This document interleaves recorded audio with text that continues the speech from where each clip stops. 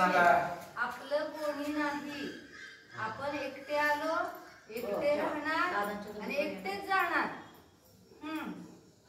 कोण आहे का आपलं? आपल्या बरोबर कोण येणार आहे का? किती मोहाचं असलं तरी आपल्या वेदना कोणी वाटून घेऊ शकतंय का? नाही. म्हणून आपण आपल्या एकत्व स्वभावाला जाणायचं आणि आपले परिणाम शांत ठेवायचे. कुणामध्ये अडकायचं नाही. हे माझे कोणीही नाहीत. हे सर्वजण शरीराचे नातेवाईक आहेत. ह्या जीवाचं कोणीही नातेवाईक नाही. आणि आपण जीव आहोत ना. मग ह्या जीवाचं कोण आहे का? आपण एकटे आहोत. आपण निर्मोही आहोत. माझं कोणी नाही, मी कुणाचा नाही.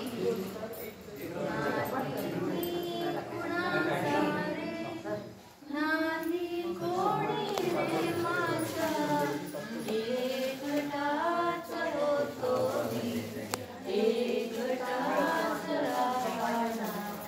एकत्वाचा अनुभव कर रे तू जीवा, निर्विकल्प अनुभव प्राप्त कर रे जीवा.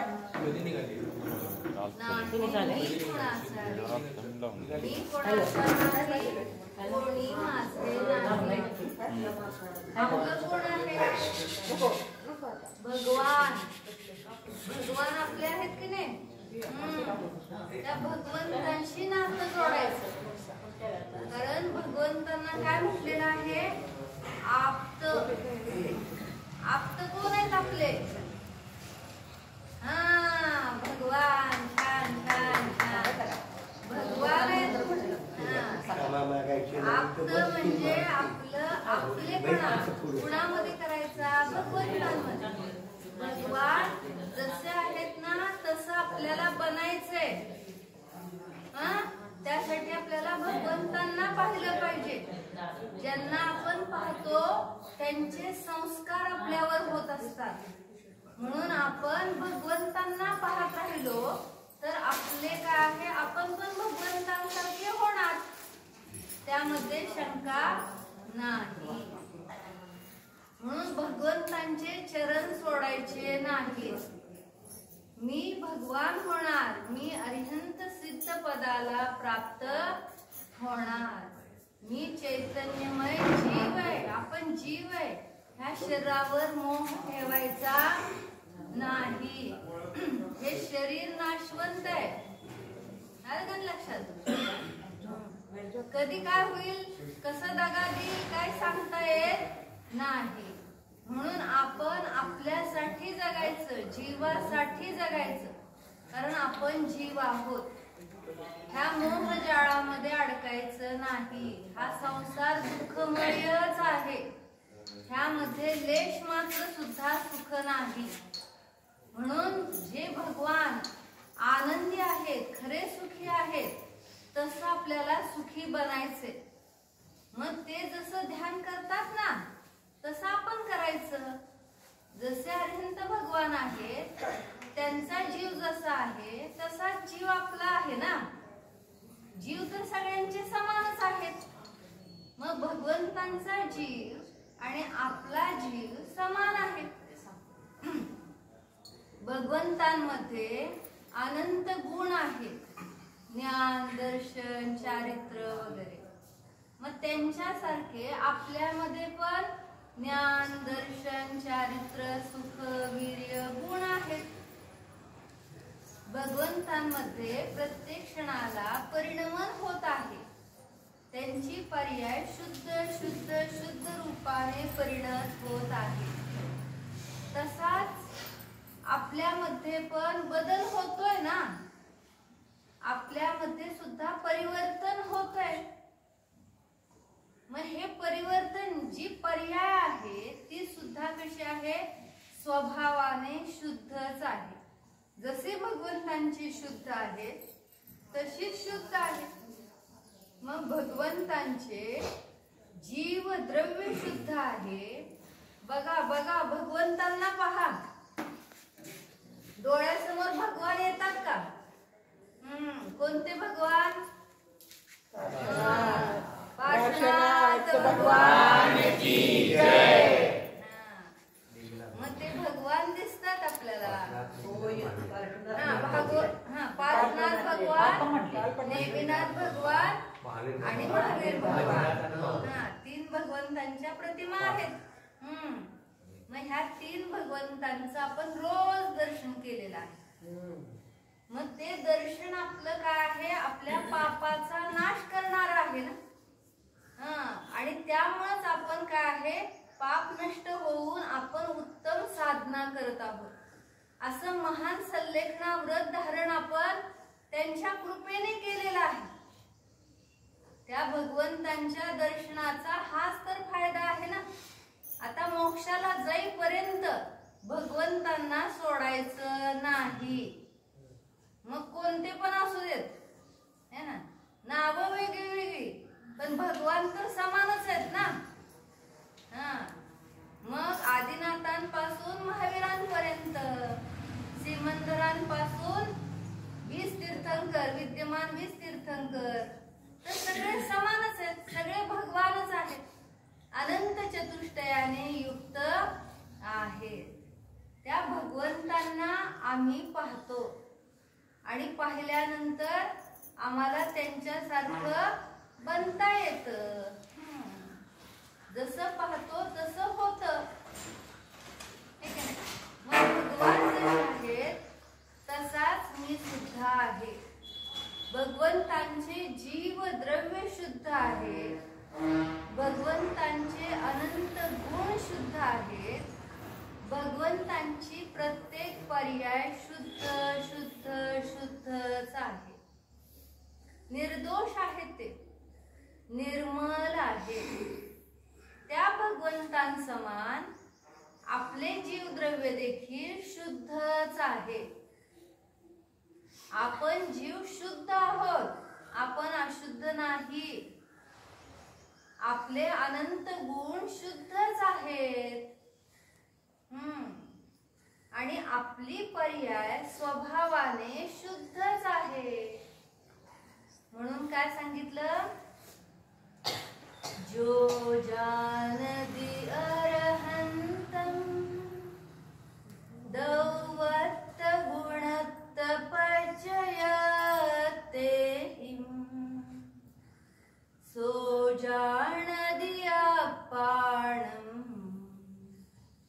मोह खलु जादितस्सलयम. मोह नष्ट करण्याचा उपाय सांगितला.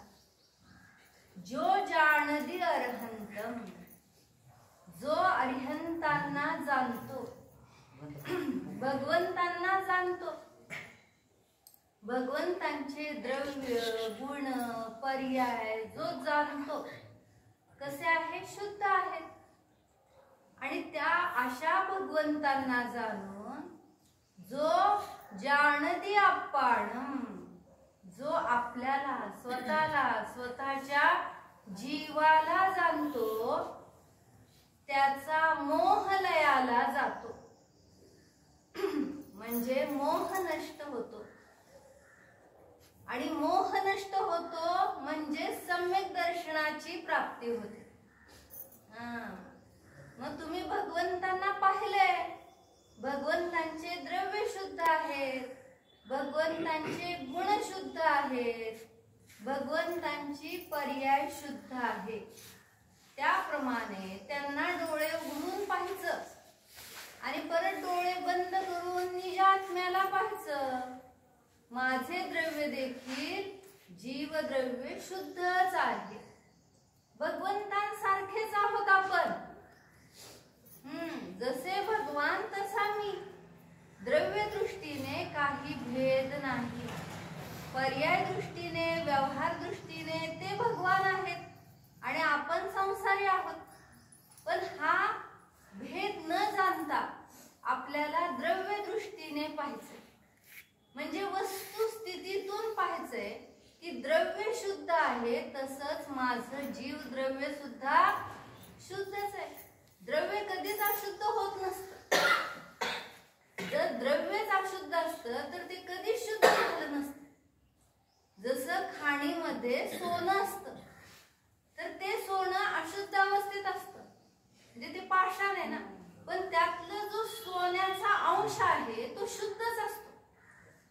त्याला जसे आपण ताव देतो, 16 ताव दिले जातात सोन्याला, मग त्या प्रत्येक प्रोसिजर मधून जात असताना त्यातली मलिनता नष्ट होत जाते आणि जे सोनं आहे ओरिजिनल ते शुद्धच आहे, ते फक्त बाजूला होतं.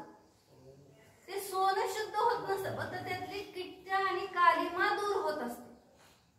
तसा आत्मा स्वभावाने शुद्धच आहे, फक्त त्यामध्ये काय आहे, न कर्म, द्रव्य कर्म, भाव कर्माची मलिनता साठली.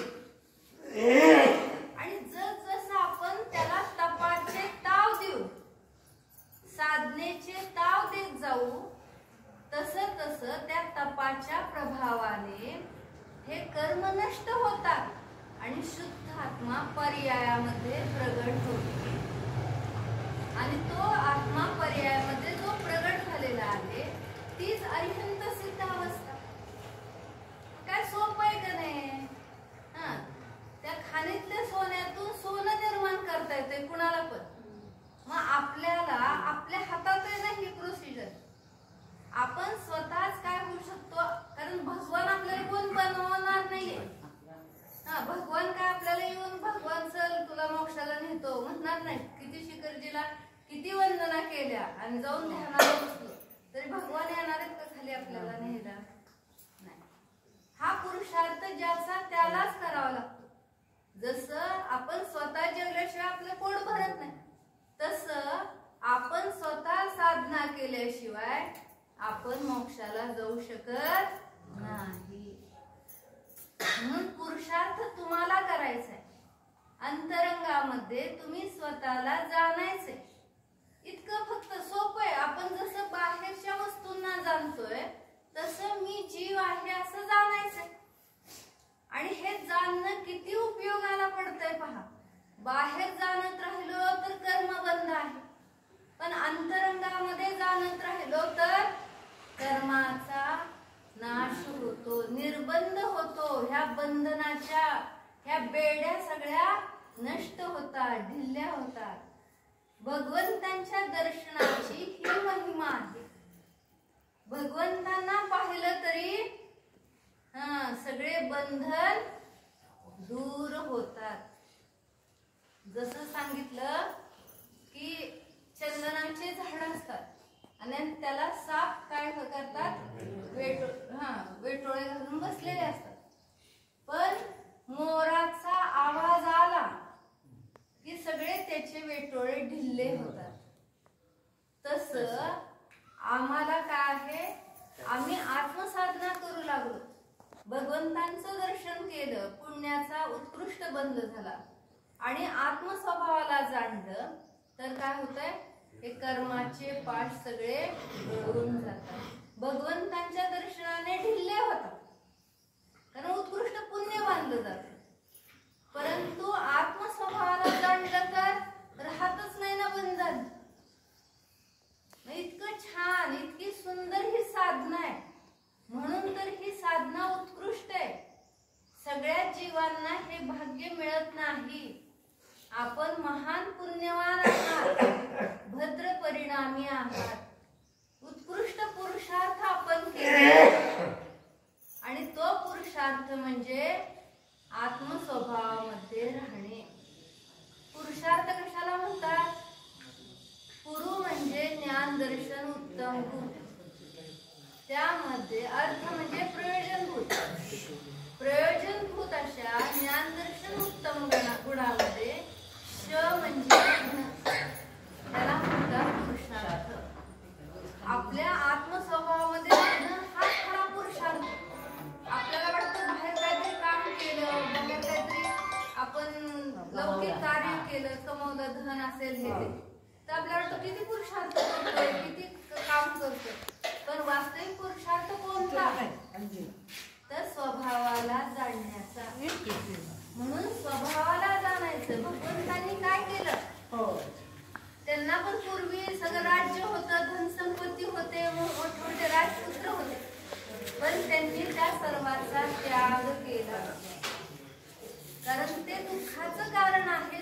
मोक्षाचं नाही. म्हणून अरिहंत भगवान जसे आहेत तसा माझा आत्मा आहे. भगवान आनंदमय आहेत तसा मी आनंदमय आहे असं जाणत राहायचं. आणि हे जाणणंच आपल्याला काय आहे, त्या चिंतेतून दुःखातून मुक्त करतं. म्हणून भगवंतांचं देवदर्शन करत राहायचं. डोळ्यासमोर भगवंतांना ठेवायचं आणि मुखामध्ये प्रभूंचं नाव पंचपरमेष्ठी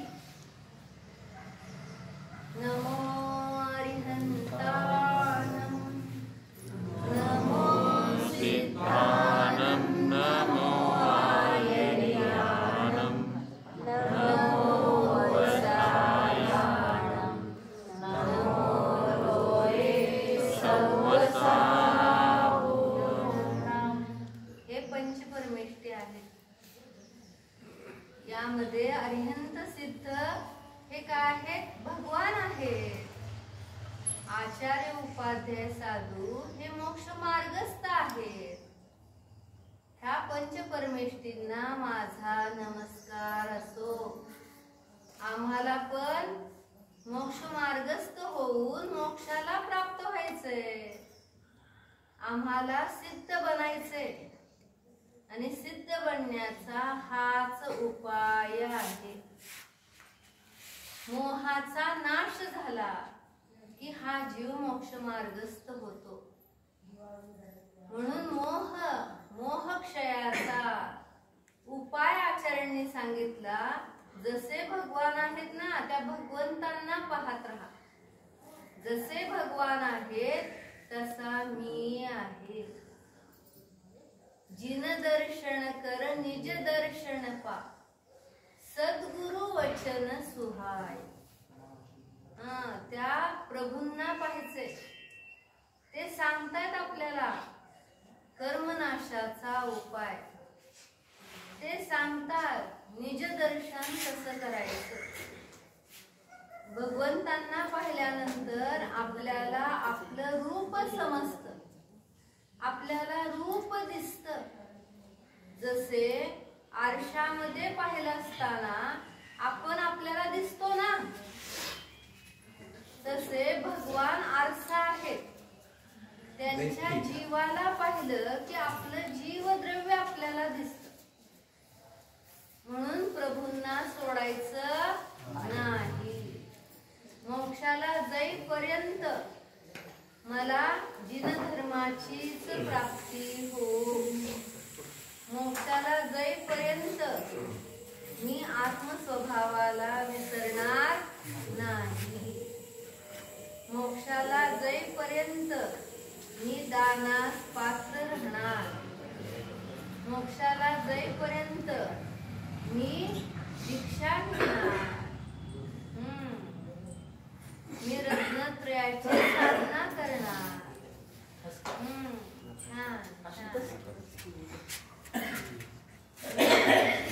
अशी ही साधना आहे.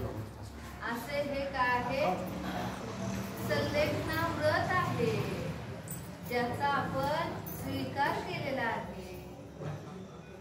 अनेक मुनींना पण पाहिलेला आहे, आहार दान केलेला आहे. त्यांच्या रत्नत्रयाला आपण अनुकूलता दिलेली आहे. सतत भाव करायचे. काय भाव करायचे? सर्व मुनींचे जे संयमधारी आहेत त्यांचे निरंतराय आहार होत. सर्व साधणारच जीवांची साधना उत्तम हो. या विश्वातील सर्व जीव सुखी राहोत. सर्वांना मोक्ष मार्ग समजो. सर्व जीवांना रत्नत्रयाची प्राप्ती हो. ही उत्कृष्ट मंगल भावना आहे. सगळ्यांचं चांगलं, ही भावना छान आहे ना. सगळ्यांचं कल्याण होऊ दे, अशी उत्कृष्ट भावना. सर्वांना धर्माचा उपदेश प्राप्त हो, ह्या भावनेने तीर्थंकर प्रकृतीचा बंध होतो. तीर्थंकर कसे झाले? त्यांना अशी भावना झाली की सगळ्या जीवांना कल्याणाचा मार्ग समजतो आणि त्याचा परिणाम स्वरूप तीर्थंकर प्रकृतीचा बंध होत असतो. म्हणून तीर्थ म्हणजे आत्मस्वभाव.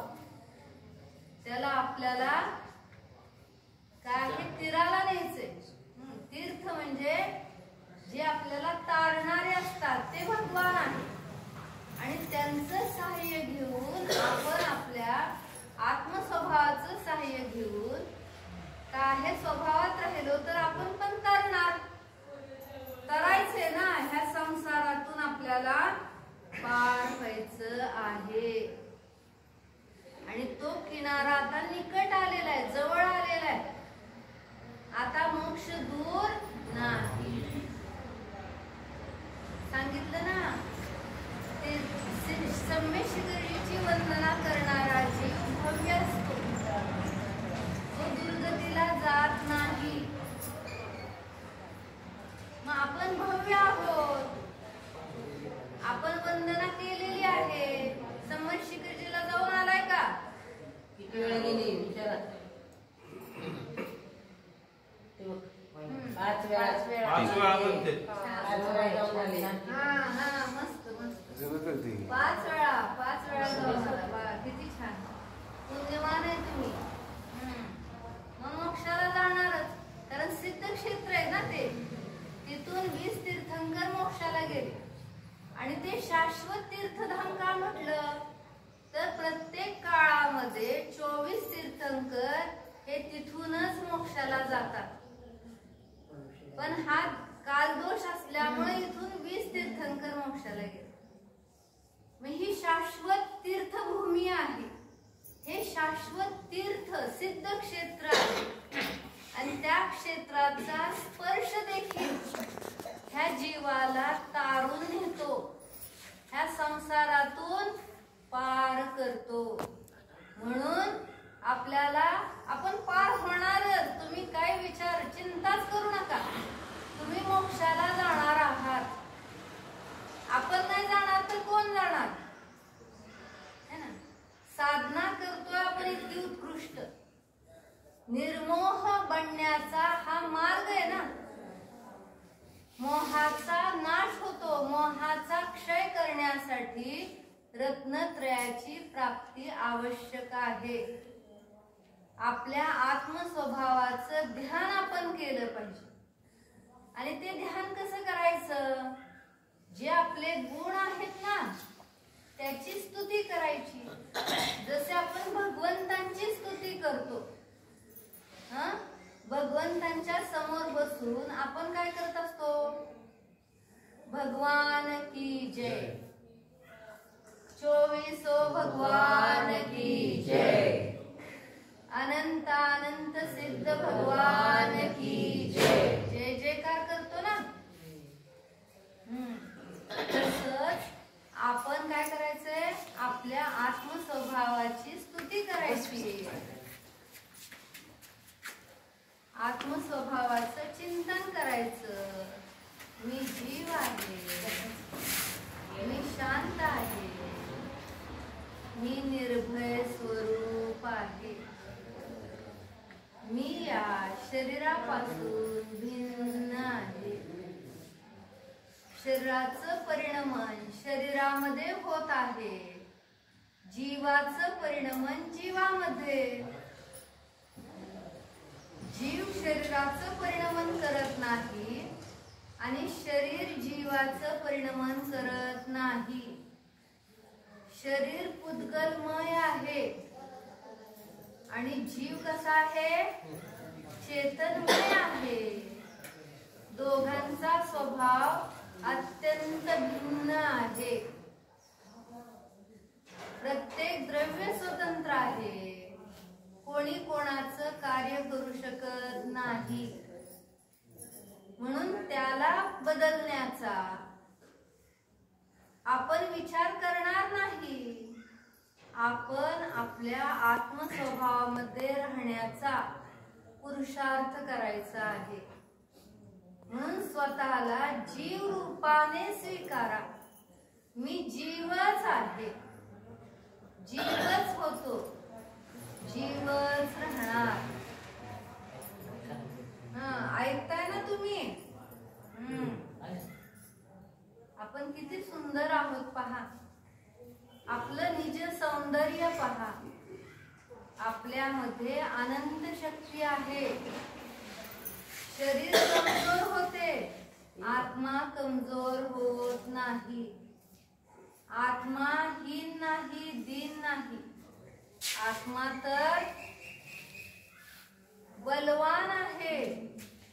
आपल्यामध्ये अनंत शक्ती आहे. अनंत शक्ती आहे.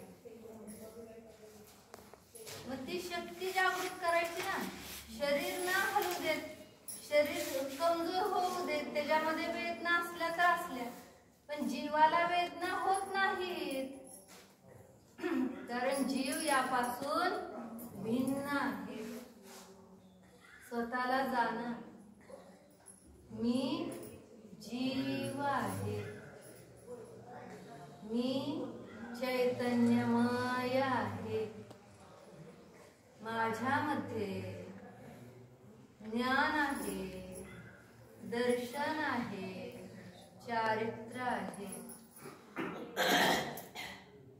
माझ्यामध्ये आनंद गुण आहे. हा चैतन्य आत्मा स्पर्श, रस, गंध, वर्णरहित, अमूर्तिक आहे.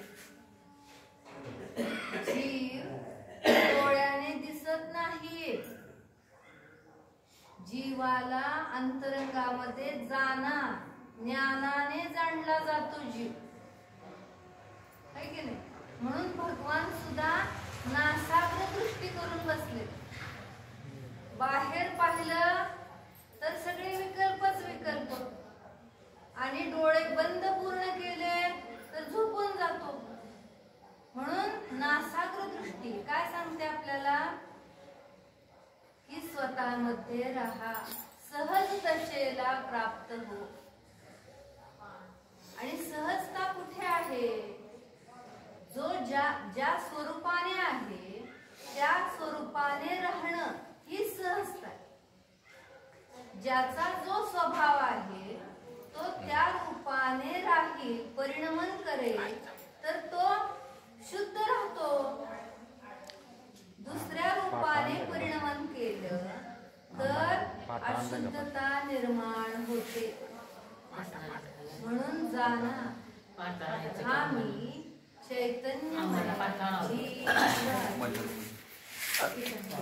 मी अनादि अनंत, हा मी जन्म मरणारे रहित सांगते आनंद वर अक्षय स्वरूप अविनाशी स्वरूप कटकट शाश्वत स्वरूप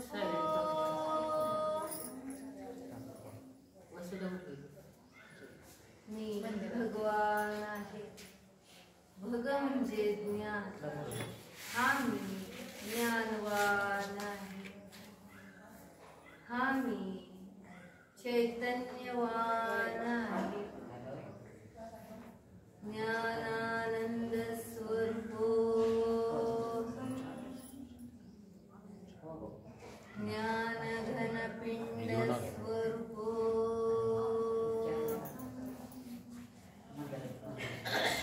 सर्वज्ञत्व शक्ती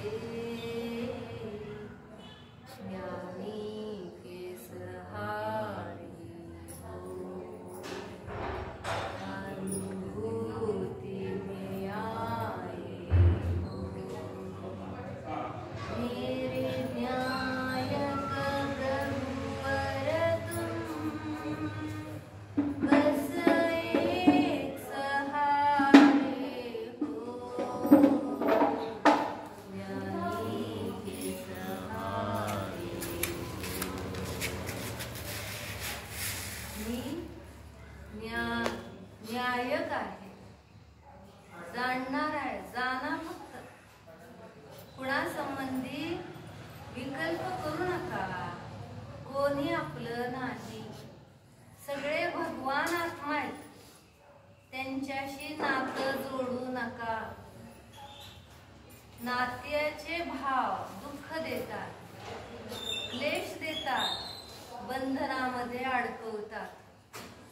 म्हणून निर्मोहीपणा, माझं कोणी नाही, मी कोणाचा नाही.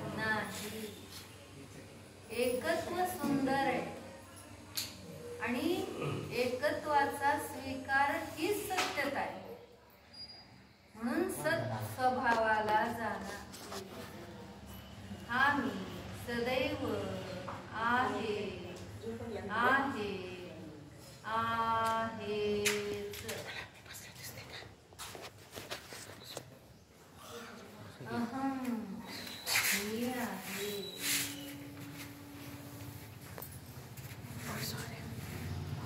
शाश्वत आहे, सदैव राहणारा आहे. अस्तित्व गुण संपन्न स्वरूप.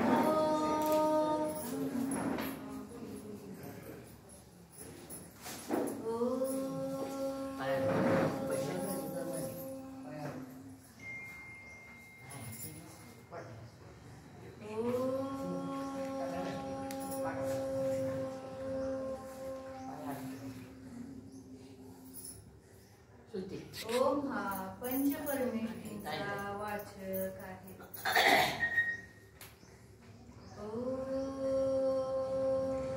दोन्ही पण नाही.